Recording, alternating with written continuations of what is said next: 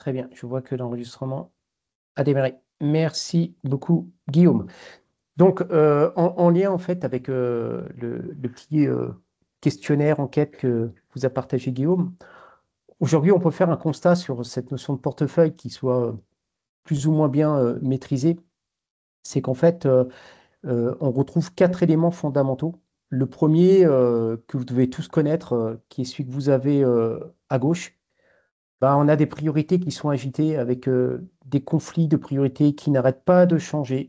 Ce qui est vrai aujourd'hui et ce que ça l'est demain, on se rend compte que ce n'est pas le cas. Et l'idée n'est pas de dire que c'est normal ou anormal, mais en tout cas, on n'arrête pas de jongler entre ces différentes priorités. Et du coup, bah, les projets se battent entre eux, et notamment pour pouvoir obtenir là les ressources qui sont utilisées par plusieurs projets à la fois. Et on se retrouve dans une guerre où c'est le chef de projet qui crie le plus fort, qui va obtenir sa ressource. Donc, premier constat, cette problématique de priorité agitée et notamment dans le débat même où des fois les priorités ne sont même pas identifiées, même pas gérées avant d'être agitées. C'est que déjà, il faut déjà avoir identifié, voir ce que ça donne derrière. Autre point qui est difficile et qu'on voit beaucoup avec les équipes lignes managériales, c'est en fait un manque de visibilité qu'on peut avoir dans l'anticipation, l'organisation des services, du système, de l'entreprise, avec peu de prévisibilité sur notamment ce qui est dans le pipe, les projets qui sont censés venir, la vision à moyen terme sur les ressources qu'on a de dispo et comment je peux gérer ça et comment en fait je peux travailler sur cette gestion de mes ressources en prenant le terme ressources au sens large, hein. On parle de ressources humaines, bien évidemment, ça peut être de la ressource matérielle, ça peut être très large. Autre constat qu'on voit apparaître dans cette gestion de portefeuille, c'est qu'il y a une pression qui est constante, hein, qui est en lien avec le côté des priorités qui changent.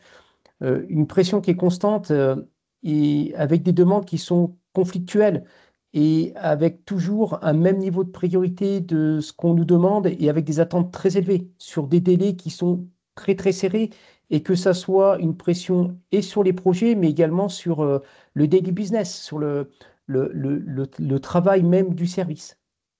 Et enfin, il y a un aspect de pression sur une notion de reporting, résultats attendus avec la gestion budgétaire, toujours du travail sur la justification des écarts et avec des fois un sentiment de se sentir perdu par rapport à des attentes sur lesquelles on nous demande de rendre des comptes et qui ne sont pas toujours cohérentes par rapport à une finalité globale de ce que l'on fait et voir peut-être je peux me retrouver à rendre des comptes sur une finalité métier qui peut me paraître en opposition, en conflit avec ce que je peux attendre sur mes projets.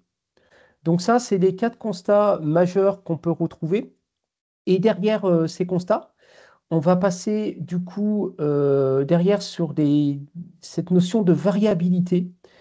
Et en lien avec cette variabilité qu'on a dans les portefeuilles projets, quand on creuse un peu plus, qu'est-ce qu'on va retrouver? Je vais d'abord zoomer sur trois de ces facteurs-là, les incertitudes inhérentes, les perturbateurs externes et les problèmes au niveau système. Incertitude inhérente, c'est que, de nouveau, vous le voyez bien, on est constamment confronté à de nouveaux défis et ça, c'est permanent. Ce qu'on avait planifié à la base, ça n'arrête pas de changer. Et de nouveau, le débat n'est pas dire que c'est anormal. Il faut savoir s'adapter à cet environnement qui est mouvant, ce qui demande une certaine agilité dans le mode de fonctionnement, dans le management et dans la gestion de son portefeuille. Et dans ces incertitudes, on a des perturbations qui sont liées à l'interne, mais également des perturbations qui viennent de l'externe. Par exemple, c'est le marché, des changements qui viennent des clients, avec des spécifications changeantes, des niveaux de priorité qui évoluent constamment également, ça peut être des évolutions également réglementaires. Et tout ça, ça impacte quoi? De la réaffectation de ressources. Et ça, bing, ça amplifie l'incertitude.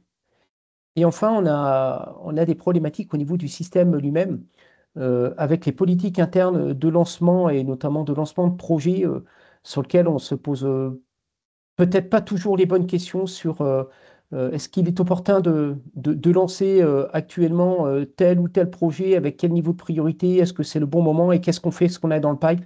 Et ça crée également beaucoup d'incertitudes.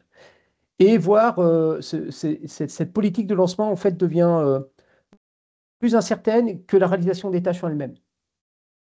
En conséquence de tous ces éléments, ben, on se retrouve dans une crise de gestion hein, avec des priorités conflictuelles, ce qu'on a cité, des délais d'exécution qui sont prolongés, forcément, et on est toujours dans cette logique de dire chez nous, ça ne va pas, on est très fortement challengé sur des délais et nos projets ne tiennent pas les délais, on ne s'en sort pas, bref, et avec tout ça dans l'obscurité, pas de visibilité, et donc, comme le disait Guillaume tout à l'heure, on se retrouve à gérer de l'urgence au quotidien dans le portefeuille. Et cette crise de gestion, en fait, avec tout ce qui est ces évolutions, ce qu'on lance dans le pipe, va engendrer un élément qui est assez, je dirais, conséquent négativement parlant sur l'efficacité du projet de portefeuille, c'est le multitâche.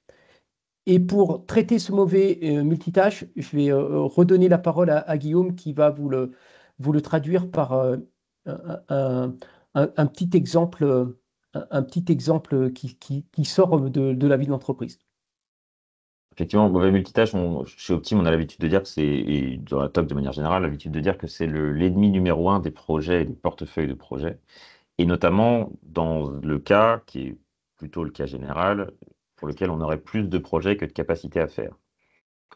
La mauvaise nouvelle, c'est qu'il y a toujours plus d'idées que de capacité à réaliser ces idées, donc la plupart des portefeuilles se retrouvent dans cette situation.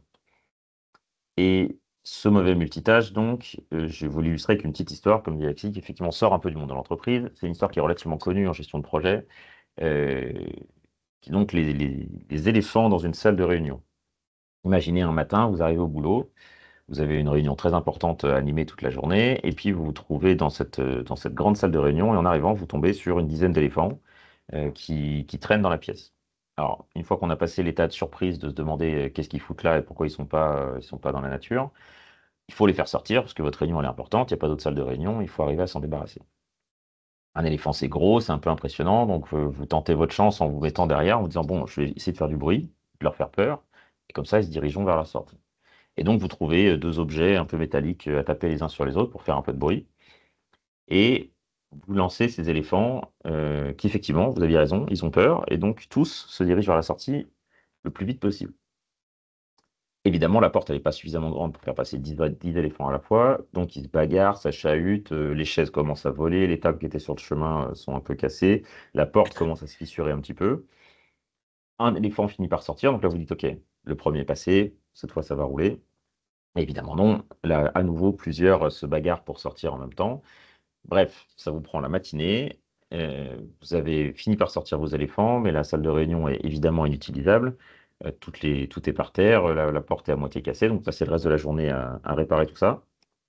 Vous reprogrammez votre réunion pour le lendemain et vous rentrez chez vous épuisé, tellement épuisé que vous oubliez de fermer la porte et le lendemain matin, ils sont de retour. Donc évidemment, on ne peut pas refaire la même chose. Et donc, on se pose la question, comment on peut faire? Un éléphant, c'est toujours très impressionnant. Puis vous remarquez quand même qu'il y en a un là, qui est pas très loin de la sortie, qu'elle est un peu isolée, vous allez et vous essayez gentiment de le mettre en direction de la sortie, puis finalement, assez docile, il se laisse faire. Donc le premier sort, vous en trouvez un deuxième, vous essayez de faire la même chose. Pareil, vous y arrivez, et puis finalement, les autres éléphants voient, commencent à voir un peu ce qui se passe, finissent par se mettre un peu en procession, s'attrapent la queue avec la trompe, et sortent finalement les uns à la suite des autres à la queue leu. En faisant ça, vous avez en fait arrêté les 9 éléphants que vous essayez de faire sortir pour en faire sortir un seul, puis ensuite encore un seul avec 8 qui attendaient, etc. Contrairement au fait d'avoir balancé les 10 éléphants en même temps.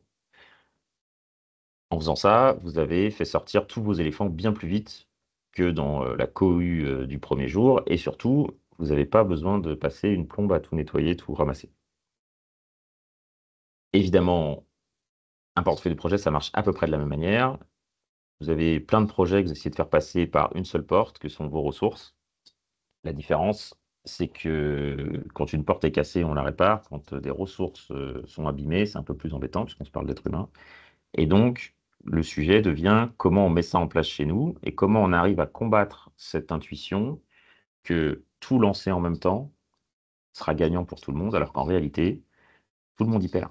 Vraiment, tout le monde y perd. Et on perd juste la possibilité de faire gagner quelqu'un au passage. Et donc, la morale de cette petite histoire, c'est que pour faire accélérer vos portefeuilles de projets, il y a un truc très simple, arrêtez de commencer et commencez à finir. Et donc, c'est ce qui est illustré dans le multitâche un peu classique, hein, c'est-à-dire que si j'ai mes tâches de projet A, B et C, dès que j'en arrête une pour faire une autre, qui est exactement ce que je fais hein, quand j'essaie de lancer tous les projets en même temps, je vais faire un peu de l'un, un peu de l'autre, je vais faire un petit bout, puis je vais pas finir, je vais passer à autre chose. En faisant ça, je rallonge tous les projets. C'est-à-dire que si chacune de ces demi-tâches-là durait 5 jours, et même en ignorant le temps de zapping qui est inhérent aux multitâches, je me retrouverais dans une situation où tous les projets sont rallongés, alors que si je les faisais d'une traite, mon projet A durerait 10 jours, mon projet B20 et mon projet C30, donc C se retrouverait inchangé dans cette configuration, alors que tous les autres gagneraient du temps. Et c'est bien ça qui se passe avec le mauvais multitâche. Et on parle bien de mauvais multitâche et pas seulement de multitâche, puisque le mauvais multitâche, c'est faire quelque chose qui fait déraper le délai d'autre chose.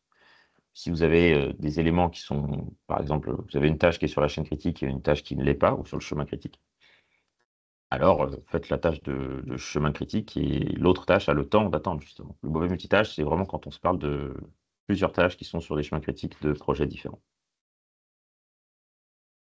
Et donc le but, c'est de terminer des projets, pas de les démarrer. Et ce qui compte donc, c'est le flux de projets qu'on arrive à effectivement faire passer à travers notre portefeuille de projets. Et en fait, ce mauvais multitâche, c'est une énorme source de variabilité interne, puisque ça va rendre l'estimation fausse, ça va enfler les estimations futures en se disant, OK, cette tâche, elle me prendrait 5 jours, mais avec tout ce que j'ai à faire, je vais demander 2 mois de délai. Et donc en faisant ça, j'augmente le nombre de tâches que j'ai en parallèle puisqu'elles sont plus longues. Et donc, j'augmente mon multitâche, et donc j'augmente mes estimations futures, que je ne tiendrai toujours pas parce qu'il y a du multitâche. Donc, on est vraiment dans un cercle vicieux de ce point de vue-là, et c'est pour ça qu'on insiste bien sur le fait que c'est l'ennemi public numéro un de la gestion de projet.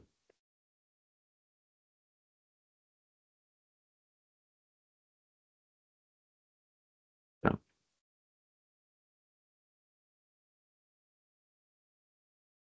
Oui, alors là, très rapidement, une petite image pour être attentif sur un point dans la gestion de son portefeuille et qui va faire du lien avec ce qu'on citait tout à l'heure dans le constat, c'est-à-dire qu'il y a des tas de variabilités qui peuvent venir de l'externe et en soi qu'on ne maîtrise pas forcément. Ouais. Des évolutions réglementaires, des évolutions qui peuvent venir du marché, des évolutions liées à l'actualité géopolitique. Ce qu'il faut être attentif, vous voyez, on représente dans ce schéma, c'est qu'on a trois cercles possibles d'action. Le premier qui est au centre, le cercle le jaune, là, c'est en fait la zone sur laquelle moi perso, moi entreprise, je peux agir. Moi, responsable d'un portefeuille, je peux agir. Donc là-dessus, surtout, ben, il ne faut pas hésiter, il faut mener des actions, il faut tout faire pour améliorer. Et notamment, on va voir ensemble quelques éléments qui peuvent aider dans la mise en œuvre. Et je peux le faire en autonomie. J'ai une deuxième zone qui est celle du milieu, là, qui est un peu plus large, qui s'appelle le cercle d'influence. Dire que en soi, je ne peux pas agir en autonomie, mais je peux influencer des prises de décision. Typiquement, ça pourrait être ce qu'on appelle le devoir d'alerte. Je n'ai pas le pouvoir d'action, mais j'ai un devoir, c'est d'alerter à ma direction pour influencer une prise de décision qui irait dans le bon sens, par rapport notamment à une priorisation qu'on pourra avoir dans l'allocation d'une ressource entre le projet A et B. Donc là, dans la gestion des projets, il est important en plus de savoir sur quoi je peux agir, de bien construire, de savoir sur quoi je peux influencer et auprès de qui. Par contre, il y a une autre zone qui est la dernière, celle de cercle de préoccupation, sur lequel on n'a pas la main mise dessus. Là, il faut savoir l'accepter. Il faut savoir l'accepter parce que de toute manière, je ne la maîtriserai pas. Et de trop avoir la tête dedans, en fait, m'engendre constamment dans une logique qui est plutôt négative et regardons déjà sur quoi je peux travailler. Là où il faut être attentif et qu'on voit apparaître chez nos clients, de ne pas avoir le réflexe de tout balancer en zone d'acceptation. Il y a un certain nombre d'éléments sur lesquels on a la main mise et sur lesquels on peut faire quelque chose. Et c'est ce qu'on veut vous présenter ensemble, et notamment par le biais de la théorie des contraintes. Alors, on va rentrer justement dans ce qu'en dit la théorie des contraintes. Euh, avec deux temps là, dans ce qu'on va vous présenter. Un premier sur l'approche classique, que certains et certaines d'entre vous connaissent probablement, et un deuxième qui va être du coup justement le petit pivot qui s'est opéré dans le champ de connaissances de la théorie des contraintes autour des années 2005-2010, sur là où serait vraiment la contrainte d'un portefeuille de projet. Alors, un petit mot pour la théorie des contraintes, même si normalement, si vous suivez les webinaires Optim, ça veut dire que vous connaissez un petit peu parce qu'on vous le rabâche systématiquement. Théorie des contraintes, c'est quelque chose qui a été créé par Eli Goldratt dans les années 60-70 avec un premier bouquin qui a pavé le chemin de beaucoup d'autres dans les années 80, qui était Le But, qui est devenu un classique, hein, qui est un roman de management dans lequel on suit les aventures d'un personnage qui découvre la théorie des contraintes. Le but de la théorie des contraintes, c'est d'aider les systèmes à mieux atteindre leur but. Une fois qu'on a dit ça, la question c'est comment on atteint son but, une fois qu'on l'a défini. Et donc l'hypothèse majeure, c'est de se dire qu'il faut se concentrer sur ce qui limite la capacité de ce système à créer de la valeur, et qu'il n'y a qu'une seule chose, en réalité, qui limite cette capacité. Et donc un système qui va effectivement réussir à performer, qui va réussir à se diriger vers son but, sera un système qui n'est pas en train de tout optimiser partout, mais d'optimiser seulement ce qui compte, et donc plutôt sa contrainte, d'où le nom théorie des contraintes. Dans ce livre, Le But, la contrainte, elle est présentée de manière très simple. Je vous dis que c'est un roman, donc on va suivre les aventures d'un personnage, et ce personnage, un samedi ou un dimanche matin, va se retrouver réveillé par son fils qui avait une marche avec les scouts que le père doit accompagner. Et donc, il se retrouve avec une petite troupe de scouts avec laquelle il doit faire 18 km, je crois, les amener d'un point à un point B, avec les parents qui récupèrent tout le monde au point B. Très vite, il se rend compte que cette troupe, elle avance relativement bien, mais en fait, elle s'éparpille, avec un premier groupe qui part en tête, et un second qui est coincé derrière un gamin qui s'appelle Herbie, qui a un peu plus de difficultés, qui marche plus lentement, qui a un énorme sac à dos et qui a beaucoup de mal à avancer au rythme des autres. Et donc, ce fameux Herbie, c'est devenu le synonyme de contrainte dans le monde des toqués. Euh, et donc, on va chercher Herbie, on va chercher la contrainte. Qu'est-ce qui me limite? Qu'est-ce qui empêche mon système d'atteindre son but? Qu'est-ce qui limite ma capacité à créer de la valeur? Et cette logique-là est représentée également par ce petit schéma qui pourrait être en fait une autre vision de l'histoire des éléphants de Guillaume. On voit à l'entrée, on a des tas de cercles bleus qui pourraient être l'ensemble des projets qu'on lance dans le système. Et tout d'un coup, eh ben, notre pipe il se réduit. C'est-à-dire que là, on voit apparaître qu'on a Herbie qui est par là, quoi. On a une ressource contrainte qui est là et qui est limitante. On ne peut pas passer plus que ce que peut absorber cette contrainte. Et vous voyez qu'on a beau lancer dans la partie gauche des tas et des tas de projets, quand on regarde sur la sortie droite ce qui va en sortir, eh ben, au final, tout va bloquer et on ne sortira pas plus vite le flux de ce que peut faire notre ressource contrainte. Et c'est là qu'il ne faut pas oublier une priorité qu'on retrouve dans les projets et quel est le but d'un projet, notamment par rapport aux fameux objectifs qu'on retrouve dans le triangle qualité-coût-délai. N'oublions pas que une finalité, c'est de finir des projets dans les délais. Et je reprends la phrase qu'a citée tout à l'heure Guillaume, qui est super importante. À un moment donné, il faut savoir arrêter de commencer des projets, mais essayer de passer dans une autre priorité qui est de commencer à finir les projets qu'on a lancés. Et ça, c'est difficile c'est difficile à imprégner cette logique-là. On aurait tendance à se dire, mais ne pas lancer des projets, c'est perdre de la valeur. Ne pas lancer des projets, c'est le moment où on a des baisses de charges, et ben on va se retrouver sans boulot, on n'aura pas anticipé. Donc il y a une logique qui peut aller à l'inverse de ce qu'on peut penser naturellement, mais on se rend compte rapidement que ne pas lancer des projets à la base pour se fier par rapport à cette contrainte va nous faire gagner et du temps et de la rapidité dans les projets qui sont lancés et de la valeur de ce qu'on fait, avec une satisfaction client qui est beaucoup plus importante. Et on se rend compte également que dans le retour d'expérience des durées moyennes qu'on a dans nos projets, eh ben, cette durée moyenne a tendance à diminuer. C'est-à-dire on gagne du temps dans la réalisation des projets et avec une dispersion d'un projet à un autre qui diminue également. Donc en fait, c'est vraiment tout bénef de pouvoir se dire qu'on va arrêter de commencer et qu'on va commencer à finir les projets qu'on a lancés. Et derrière, on retrouve en lien avec cette fameuse théorie des contraintes, donc ça va peut-être être également, effectivement, comme disait tout à l'heure Guillaume, un rappel pour un certain nombre d'entre vous, mais je voudrais quand même bien le réciter. La théorie des contraintes nous dit qu'il est important de travailler sur 5 étapes. La première étape qu'on a notée numéro 0, qui est un prérequis qui est important, c'est qu'il faut définir quel est le système qu'on veut améliorer, qu'on veut travailler. Le système, il y a une sacrée question à se poser. Le système peut être l'entreprise dans sa globalité. Le système peut être un service. Le système peut être notre portefeuille projet. Dans l'objet de notre webinaire de ce matin, notre système, c'est donc le portefeuille. Ensuite, comme disait Goldratt, on ne peut pas améliorer un système tant qu'on n'a pas clarifié son but.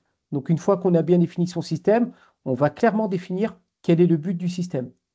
Alors, très souvent, le but d'un système, c'est très facile à comprendre quand on l'a sous les yeux, qu'il est déjà formalisé et qu'il est tout écrit.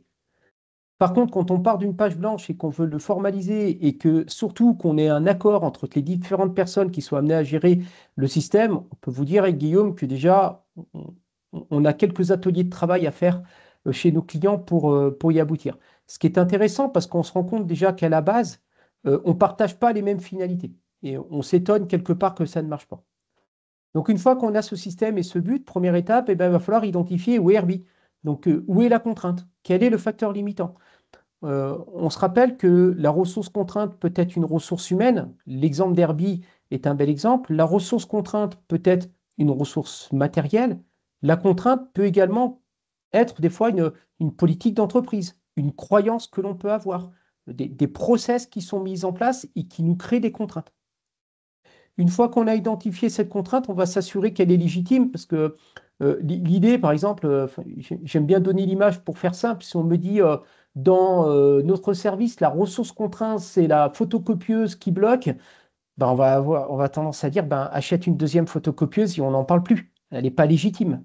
Donc on va s'assurer qu'elle est vraiment légitime, c'est-à-dire que c'est une contrainte qui est difficile à dupliquer. Et une fois qu'on a cette contrainte, on va du coup maintenant l'exploiter. Alors l'exploiter, c'est pas dans le sens de presse-citron comme on pourrait le voir chez certains, c'est dans la traduction, c'est exploiter la contrainte, c'est augmenter son utilisation et son efficience. Hein, et essayer d'en tirer un maximum par rapport à efficacité, efficience dans l'utilisation de la contrainte.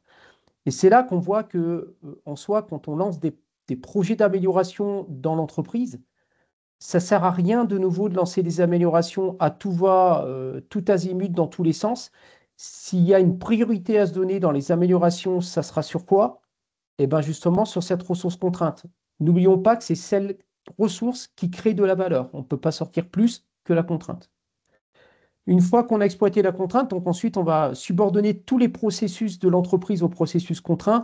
C'est le côté, ce côté de l'organisation se met au service de la contrainte. C'est la contrainte qui va donner le rythme de l'entreprise. Et de nouveau, Guillaume va l'illustrer derrière en reprenant le cas d'Herbie pour voir comment ça peut se traduire.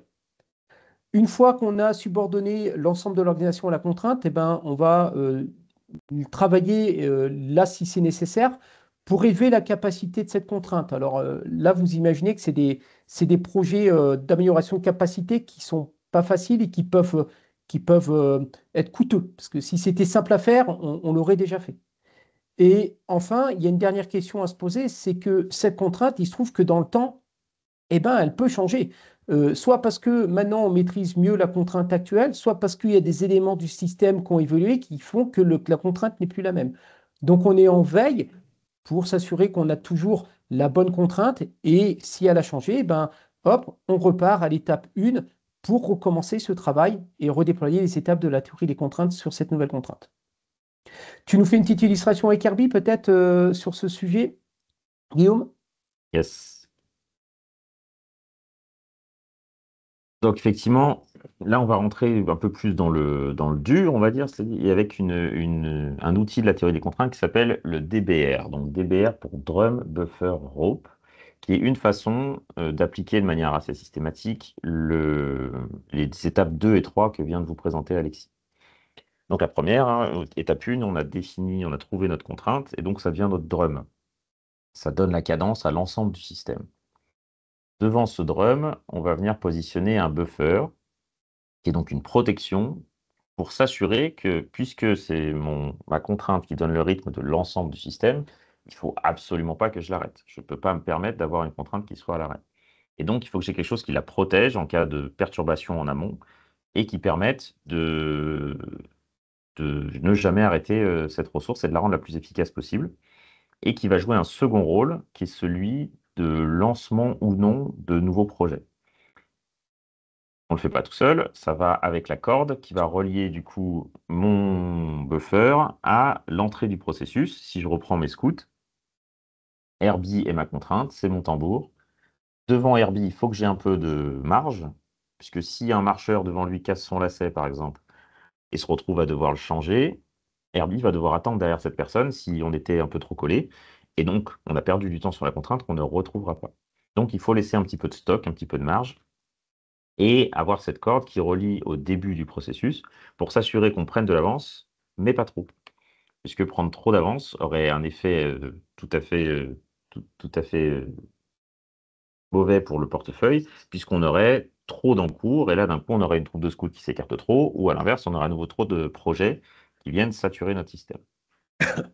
Une autre façon de représenter ça, avec le petit tuyau qu'on avait initialement, hein, notre contrainte est ici, donc on ne lance pas plus que ce que peut absorber la contrainte, sauf justement le buffer qui va venir ici s'assurer qu'on a quand même quelques projets d'avance. Si jamais tout se passe bien sur un projet, si on avance plus vite que prévu sur un projet, il ne faut absolument pas perdre cette avance-là et donc avoir du travail d'avance devant la contrainte. Ce qui est sûr en revanche, c'est qu'on a besoin de bloquer un certain nombre de projets et de s'assurer qu'ils ne sont pas lancés dans l'encours tant que mon buffer et ma contrainte ne sont pas disponibles. Donc ça, c'est la vision, on va dire, classique de la théorie des contraintes et de l'application du DBR au portefeuille de projet. Ce que ça veut dire en réalité, c'est qu'on va arriver sur un portefeuille, imaginons ici un portefeuille très simple avec seulement 5 ressources. Sur ces 5 ressources, on va regarder la charge qui est nécessaire sur l'ensemble des projets du portefeuille et on va se rendre compte qu'on a une ressource qui est plus chargée que les autres. Dans ce cas-là, et c'est un cas fréquent, hein, on va trouver une ressource qui est chargée à 140 ou 150%, avec plusieurs ressources qui sont à plus de 100% et seulement une ou quelques-unes qui sont à 100% ou moins de 100%.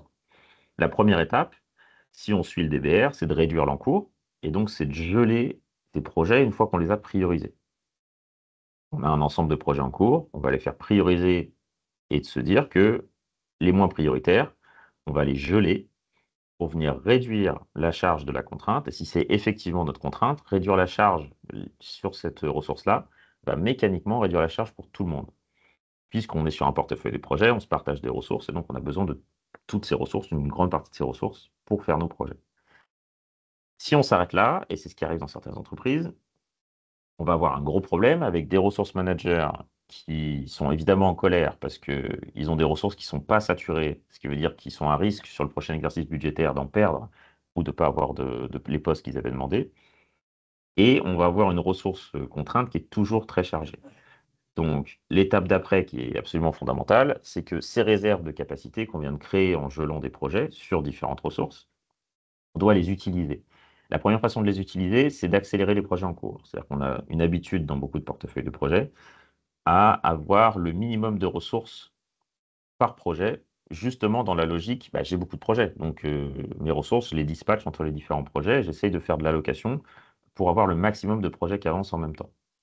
Ce qu'on se dit, c'est que si on a quelque chose à gagner, c'est-à-dire si on arrive à accélérer une tâche de chaîne ou de chemin critique en mettant plus de ressources, même si ce n'est pas du 1 pour 1, même si ce n'est pas en mettant 2 personnes qu'on va réussir à aller 2 fois plus vite, si on gagne un petit peu, on y va. Et on rajoute du monde sur ces tâches-là. Et la deuxième chose qui est très importante, c'est de préparer les projets à lancer. Une des choses qui fait perdre du temps sur les projets au démarrage et les tâches au démarrage, c'est la disponibilité ou non de tous les prérequis pour démarrer cette tâche.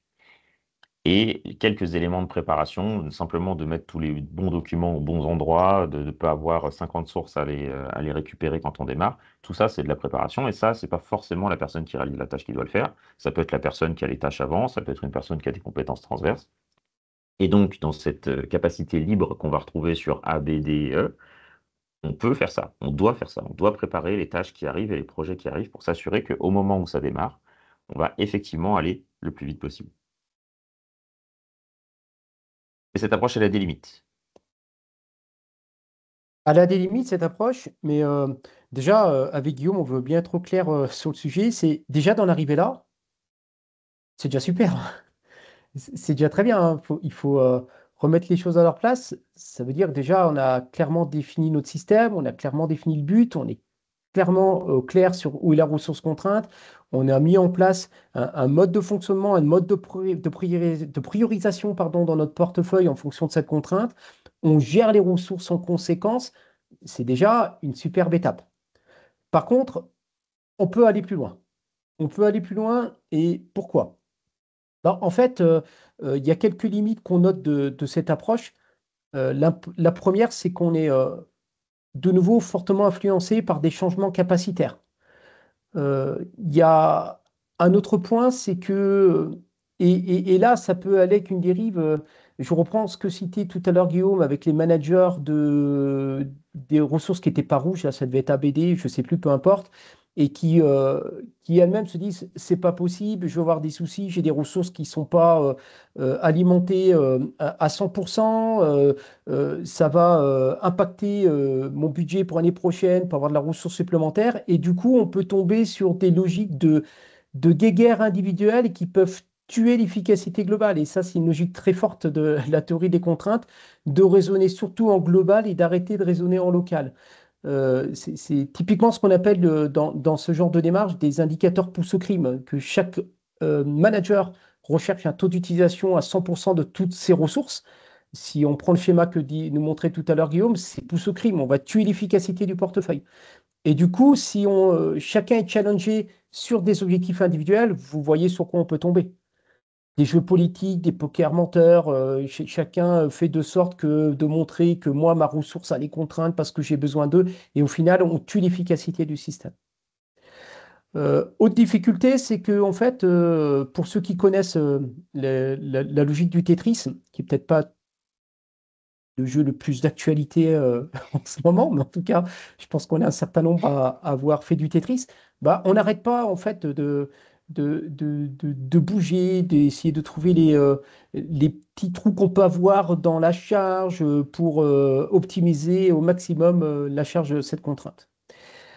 Autre point, c'est que pour pouvoir gérer ces contraintes, ça nous demande quand même d'avoir un système de récolte de données, de data qui soit super robuste. Et là, on voit apparaître que pour savoir gérer un portefeuille projet, il y a un input, c'est que déjà, il faut qu'on sache bien gérer le management de chacun des projets du portefeuille. Et là où c'est intéressant, c'est que par contre, pour bien manager chacun des projets, on a besoin d'avoir une bonne gestion du portefeuille. L'un nourrit l'autre. Et du coup, on peut rencontrer des difficultés à obtenir toutes les bons inputs pour pouvoir gérer tout le système. Et enfin, on a des aléas qui font partie de la vie, hein, qui font bouger notre contrainte hein, par rapport à un changement de besoin, une évolution du marché, pardon, une actualité géopolitique, des nouvelles réglementations, et que du coup nous font reposer la question, l'étape 5 qu'on retrouve dans la théorie des contraintes, notre contrainte a bougé, il faut refaire le travail. Bref, il y a un certain nombre de limites qui sont là, et du coup, il y a une autre réalité qui ressort avec la CCPM. Donc la CCPM, hein, c'est notre chaîne critique, le Critical Chain Project Management. En fait, ce qu'on va apparaître, c'est que la contrainte qu'on peut avoir dans un environnement multiprojet, en fait, c'est un besoin de synchronisation qu'on peut avoir entre différentes tâches, différents projets, et la contrainte n'est pas sur une ressource unique. Et cette synchronisation, en fait, si on regarde avec un peu de recul pour dire, mais elle intervient où, quand, à quel moment dans les projets, ben, c'est surtout ce qu'on appelle dans des phases d'intégration. Et Guillaume va vous montrer deux, trois éléments sur ces logiques de phase d'intégration et comment ça se traduit chez des clients avec qui on travaille et sur lesquels on peut les constater ces phases-là. Donc, la phase d'intégration, si on schématise le projet de cette manière, avec ici au milieu ma chaîne critique, mon chemin critique, qui est donc l'enchaînement de tâches dépendantes le plus long pour terminer mon projet, la plupart des projets vont avoir une espèce de forme convergente qui ressemble à celle-ci. C'est-à-dire qu'on va avoir beaucoup d'actions qui peuvent démarrer à différents moments du projet, et à la fin, on va avoir un nombre de livrables qui est très limité, et donc j'aurai globalement mes différentes branches de projets qui vont converger vers ma chaîne critique à un moment. Et c'est justement ce moment de convergence qu'on appelle la phase d'intégration. Cette phase d'intégration, ça veut dire que jusque-là, j'avais des éléments disjoints qui doivent venir ensemble et effectivement former un ensemble cohérent et un livrable cohérent pour mon projet. Ces moments-là, c'est en fait les moments où justement on va constater les écarts. C'est dans ces moments-là qu'on va se rendre compte que la partie A et la partie B ne fit pas tout à fait, que le software qui a été préparé là, dans son intégration dans le système, ne fonctionne pas exactement comme on avait prévu. Il y a des petits écarts, il y a des ajustements.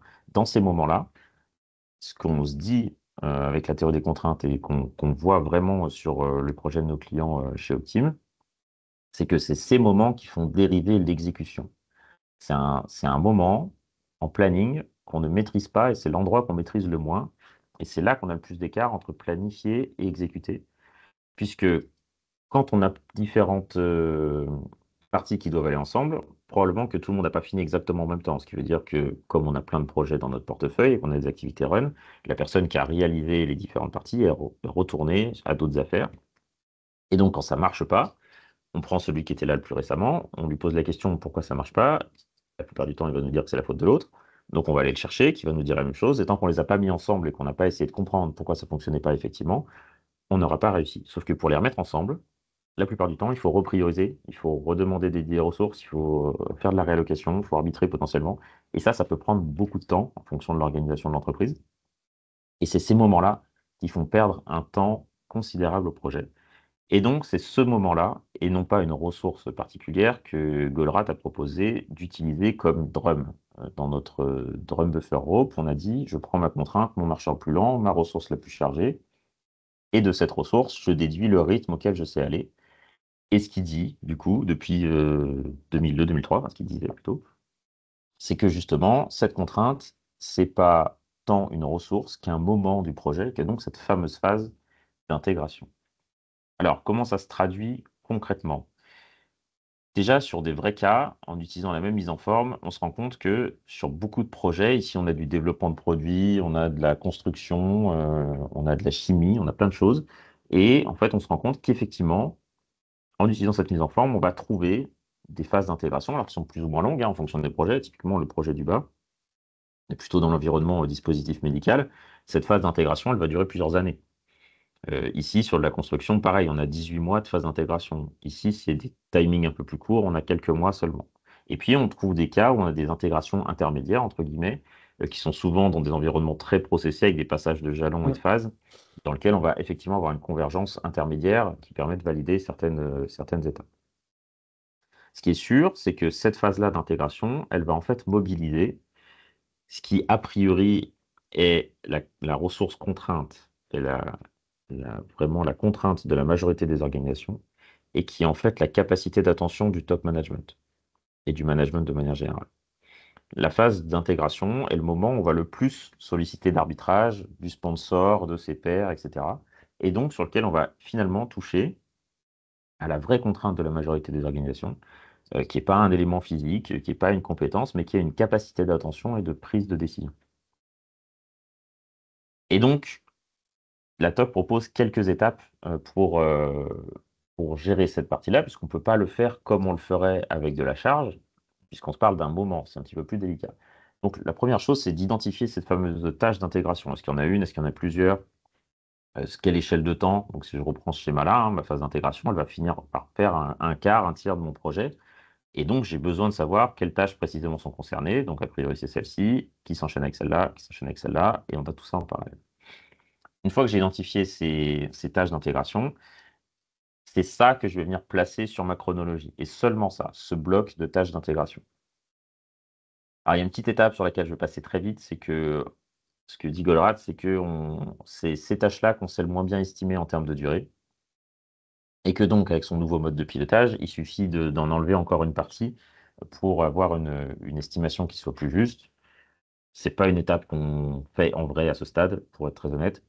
On va déjà faire la chronologie, ancrer ses tâches et donc se dire, j'ai identifié mes tâches, je les positionne dans le futur pour venir ordonnancer mes différents projets. Et je vais venir ancrer ces tâches ces tâches vont servir d'encre pour tout le reste de mon planning. Donc toutes les tâches après vont se positionner après, toutes les tâches avant, ça va devenir mon rétro-planning. Une fois que j'ai fait ça, j'ai une petite étape pour vérifier le fait que ce soit bien sain. Ce que j'ai fait, c'est d'aller regarder à nouveau la charge. Normalement, de la même manière qu'en baissant ma contrainte, en baissant le niveau de charge au niveau de ma contrainte identifiée dans l'analyse charge kappa, si j'ai bien fait le job, ça veut dire que je dois avoir toutes les ressources qui sont descendues en dessous de 100% de saturation. Si c'est bien OK, je peux passer à l'étape suivante qui est d'informer si j'ai des clients qui sont internes ou externes qui, avec ce nouvel ordonnancement, ne sont plus dans les dates qu'on avait prévues initialement. Une fois que j'ai terminé ces étapes, j'ai l'estimation la plus juste de ce que je peux faire. Alors, il y a un truc qui est fondamental, qui est quand même de se dire, OK, je diminue la capacité de ma contrainte, mais c'est quoi la capacité de ma contrainte? On a dit que c'était une capacité de décision, on a dit que c'était l'intégration. Comment je chiffre ça? Comme on l'a vu sur le petit schéma du tuyau avec son rétrécissement de section, ce qui sort du système ne peut être supérieur à la capacité de ma contrainte. Ça veut dire donc que pour lancer une démarche comme celle-là, je peux prendre un truc très simple qui est combien de projets je sors en moyenne, par mois, par trimestre, par année, en fonction des échelles de temps avec lesquelles vous vivez, et de se dire, OK, si par exemple je sors 3 projets par trimestre, ça veut dire que j'identifie ma phase d'intégration sur mon projet, super, très bien, et je viens faire en sorte de n'avoir que 3 projets en phase d'intégration au maximum au même moment. Donc quand je vais venir placer mes différentes tâches, mes tâches d'intégration, je vais venir les empiler 3 par 3 seulement et donc lancer l'intégration suivante qu'au moment où j'aurai fini la première et que j'aurai une place dans mon encours d'intégration. Ça veut dire que je peux avoir plus de 3 projets en parallèle en même temps, évidemment, hein. Là, ici, vous en avez une dizaine qui, par exemple, à ce point-là dans le temps, j'aurai 10 projets en cours, avec un qui va rentrer en intégration et toute la suite qui est ordonnancée en fonction de tout ça. Ce qui veut dire qu'on va avoir des décalages potentiellement lors de gouvernance un peu plus stratégique, c'est-à-dire sur un horizon de trimestre, avec des ajustements en fonction des retards et des avances que les différents projets auront pris. C'est très dur à faire en entreprise en vrai, parce que c'est beaucoup moins scientifique que l'approche charge-capacité, je sais mettre des chiffres, je sais mettre du factuel. Là, on essaye de dire à un codir, justement, écoutez, vous avez sorti 3 projets en moyenne par trimestre. À ce stade, c'est votre maximum. Donc, réordonnançons en fonction de ça. Dans une logique un peu d'amélioration, le message il est un peu contre-intuitif, hein. Et en plus, on leur dit que pour faire ça, il va falloir en arrêter certains. La réalité, c'est que normalement, très vite, quand on applique ça, le nombre de projets qu'on sait effectivement sortir et qu'on sait effectivement passer en intégration augmente. Et donc, petit à petit, on peut augmenter ce nombre. Et ce qui est une certitude, c'est que les projets vont passer plus vite cette phase d'intégration que ce qu'ils faisaient historiquement, qui augmente aussi le débit et qui va dans le même sens. Un petit point sur les différentes étapes qu'on a citées et surtout le qui fait quoi. Et puis ensuite, on pourra passer à la conclusion aux questions-réponses. Ouais, alors voilà, c'est un point d'organisation en termes de rôle et responsabilité, sachant que ce qu'on va vous présenter là, l'idée n'est pas de vous dire voilà la réponse de qui fait quoi. Parce que la meilleure réponse, bah, c'est celle qui vient de votre organisation. Nous, c'est une vision qu'on a par rapport à nos convictions et par rapport à ce qu'on peut voir dans nos entreprises, mais il n'y a pas une bonne réponse. Par contre, ce qui est important à retenir comme message, quoi qu'il arrive, c'est qu'il faut voir clarifier dans le système, dans l'entreprise, qui fait chacune des étapes. Donc, une de nos visions qu'on peut partager, c'est que quand on parle de prioriser et geler les projets, savoir quel est l'éléphant qui va passer en premier la porte et les autres, on les met en stand-by ou les autres, on ne les fait pas, c'est des décisions qui viennent au niveau top management en termes de responsabilité. La deuxième étape, qui est ce coup-ci d'accélérer les projets en cours, préparer les projets en venir. Donc, il y a une notion de gestion de ce qui est dans le pipe. Alors, qu'est-ce qu'on va retrouver en termes de responsabilité? Bah là, les chefs de projet, forcément, auront une responsabilité forte dans l'avancement de chacun de leurs projets, mais ils devront également travailler avec les responsables de tâches, notamment le suivi des tâches qui sont sur les tâches critiques, et on a besoin également des managers des ressources concernées. Et c'est là qu'on voit un point qui, pour nous, est un fondamental à développer dans l'entreprise pour être efficace dans le management du projet et du portefeuille. C'est le trio qu'il faut avoir dans le relationnel entre le chef de projet, le responsable de la tâche et le ressource manager. C'est le manager du responsable de la tâche. Et ce lien-là, il est très, très, très fort pour pouvoir mettre en application et être efficace dans ce que l'on fait et avoir des estimations qui soient claires. La troisième étape, qui est maintenant basée sur le pilotage de la charge du portefeuille. Donc là, il y a besoin d'une vision avec un peu de recul. Alors souvent, ce qu'on retrouve en termes de rôle et responsabilité, ben, c'est une personne qui a cette responsabilité de pilotage de portefeuille. Alors après, selon les entreprises, on voit chez certains de nos clients que ça peut être du rôle du PMO de faire ce genre de choses. Des fois, on voit également un responsable de programme assure également ce rôle parce qu'il gère la charge des différents projets de son programme. On a des fois également des notions de sponsoring parce ils sont sponsors d'un certain nombre de projets sur un périmètre qu'ils ont sous leur responsabilité. Bref, on a cette notion de pilotage du portefeuille dans sa globalité. Et pour les trois dernières étapes, Guillaume va vous les présenter. Yes. Donc ensuite, on a besoin de piloter cette exécution et de changer le mode de priorisation opérationnelle. Jusqu'ici, dans beaucoup d'entreprises, la priorisation opérationnelle va se jouer à la priorité du projet, indifféremment de critique non critique au niveau tâche, et elle va se jouer sur potentiellement aussi le meilleur ou la meilleure chef de projet, celui qui crie le plus fort. En CCPM, il y a un indicateur phare qui s'appelle le Fever Chart qui permet du coup de prioriser en utilisant justement la sensibilité qu'a ce projet au délai, indifféremment de sa priorité. Et de se dire que si j'ai par exemple ce projet-là, tout au début, là, qui a mangé déjà 60% de son buffer, et ce projet-là qui se bagarre pour les mêmes ressources, potentiellement, je peux assez facilement prendre une décision sur lequel avance ou pas. Même chose, hein, si j'ai un projet là-haut et un projet en bas qui partagent les mêmes ressources, si j'ai pas d'intérêt à finir plus tôt sur le projet du bas, avec un projet comme ça qui a déjà mangé toute la marge qu'on avait et qui est du coup vraiment un risque de terminer en retard, je sais que je peux allouer des ressources qui étaient pour ce projet-là au projet du dessus. En faisant ça, et avec la logique de faire sortir les marges, mais qui revient plutôt de la CCPM mode classique, hein, au niveau projet, qui est la logique de tout le monde se met des marges individuellement dans les tâches. Il vaut mieux la mutualiser au niveau du projet pour avoir un buffer projet.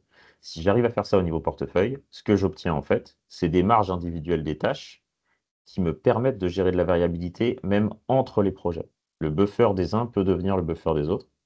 Et donc de cette manière-là, je peux piloter mon portefeuille de manière très efficace et notamment piloter les délais de manière beaucoup plus efficace. Un élément ensuite qui est très important et qui est souvent le parent pauvre de la gestion de projet, de portefeuille de projet, c'est l'amélioration continue. Sur nos flux industriels, on a bien capté ce truc-là. Ça fait des dizaines d'années qu'on nous le rabâche et que c'est dans les best practices.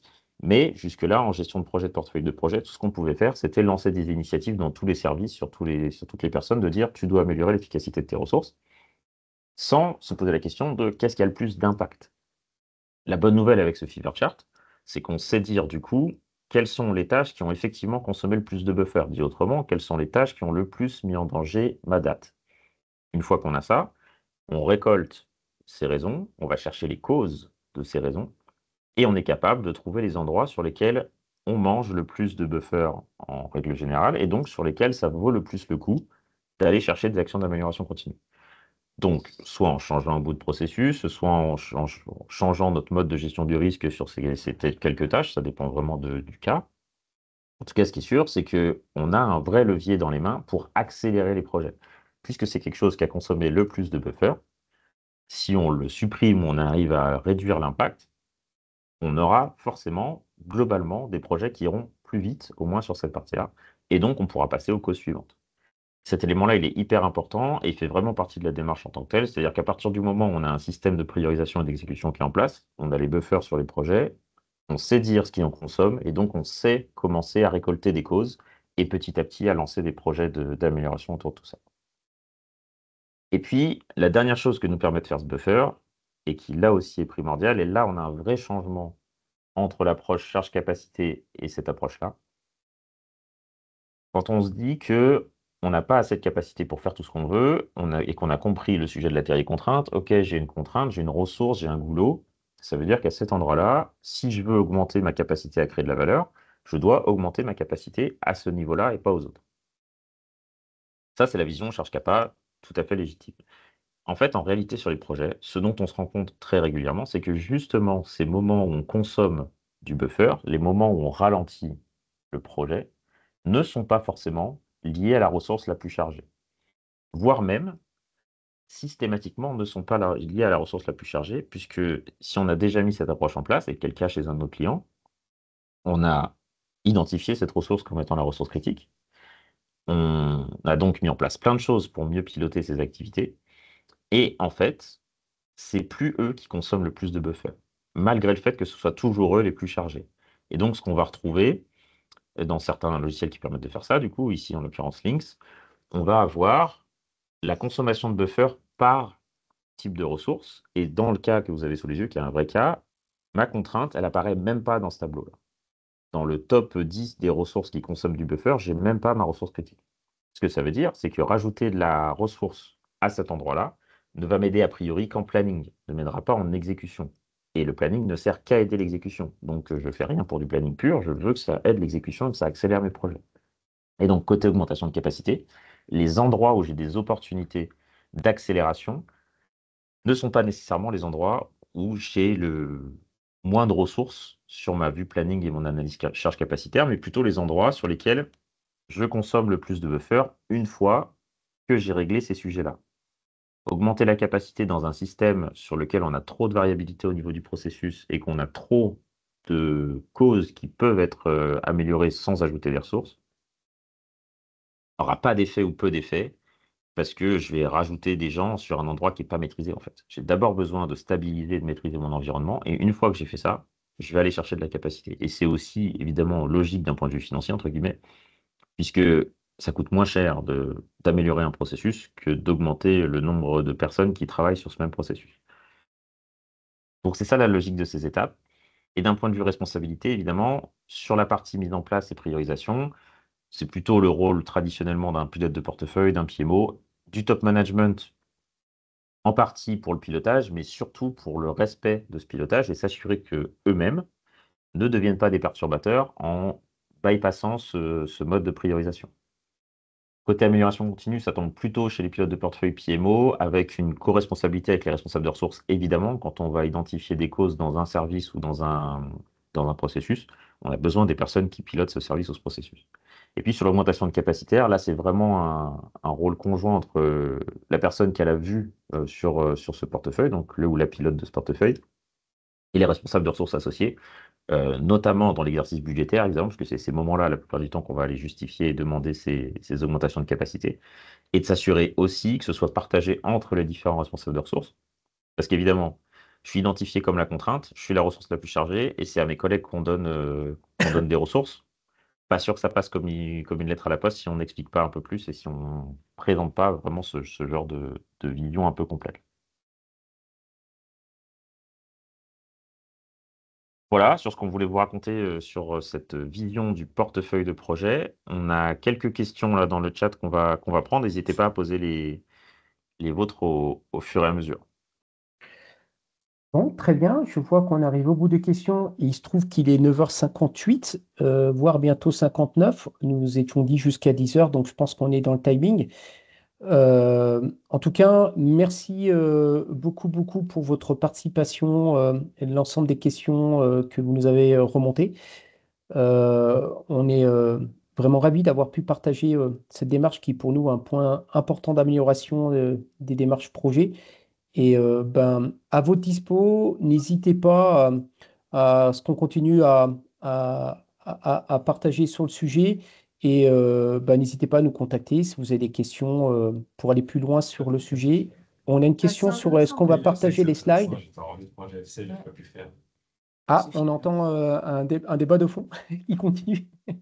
Le partage des slides, partage des slides. Donc, on va partager le replay du webinaire. Et donc, vous aurez les slides slides avec, qui hein. vont s'afficher dedans. On ne va pas partager les slides de manière formelle, mais en fait, vous les aurez. Voilà, et ben merci beaucoup. Bonne continuation aux uns aux autres et puis à votre disposition. Au plaisir. Merci à vous deux. Avec plaisir. À Merci. bientôt. Au revoir. Au revoir. Merci, au revoir.